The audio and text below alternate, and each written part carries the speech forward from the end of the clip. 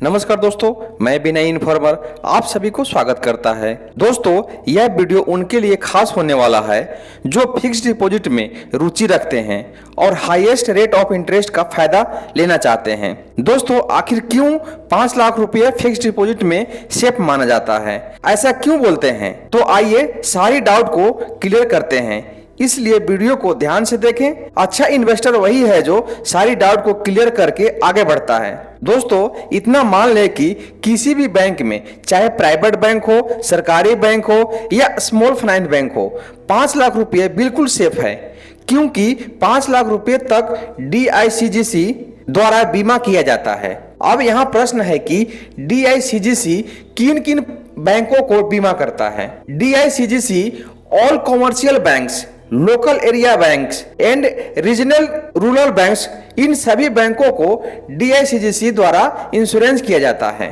दूसरी प्रश्न यह है कि DICGC किस पैसों को बीमा करता है? दोस्तों, saving account, fixed deposit, current account, recurring deposit, इन सभी में पैसा जमा है तो DICGC द्वारा इन सभी अमाउंट को इंश्योरेंस प्रदान करता है।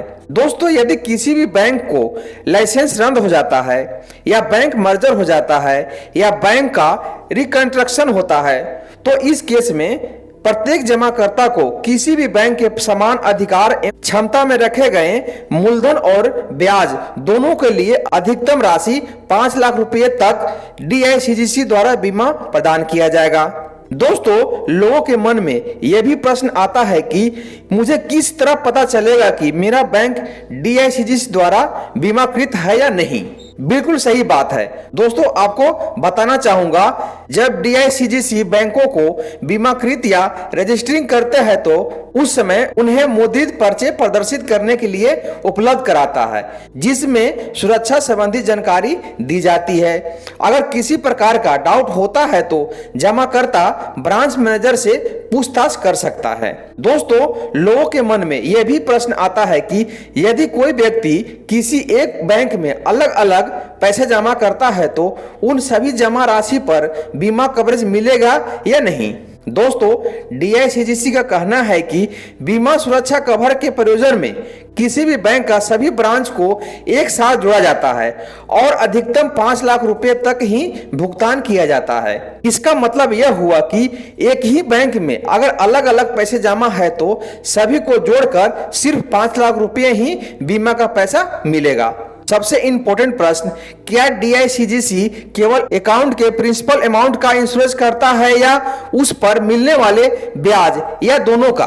दोस्तों, DICGC सिर्फ 5 लाख रुपए तक की ही बीमा करता है, चाहे वह प्रिंसिपल अमाउंट हो या इंटरेस्ट।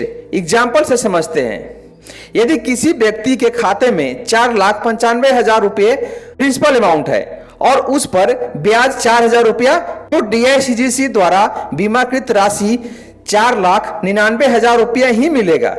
यदि उस खाते में मूलधन 5 लाख रुपया है तो उस पर ब्याज का बीमा नहीं मिलेगा।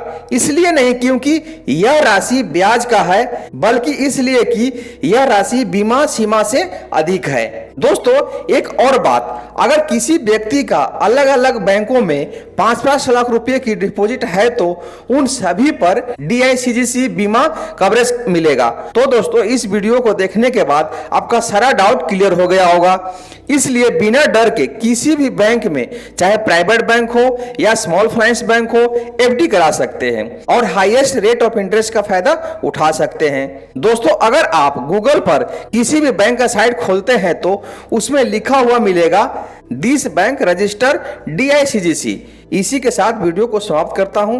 मेरा इन्फॉर्मेशन वीडियो कैसा लगा प्लीज कमेंट कर बताएं। अगर अच्छा लगा तो वीडियो को लाइक कर दें, सब्सक्राइब कर लें, साथ में बेल बटन को भी दबा दें ताकि जब भी वीडियो डालूं उसका नोटिफिकेशन आपको मिल जाए। फिर मिलेंगे नेक्स्ट वीडियो में, तब तक के लिए रखिए अपना ख्याल। धन्यवाद।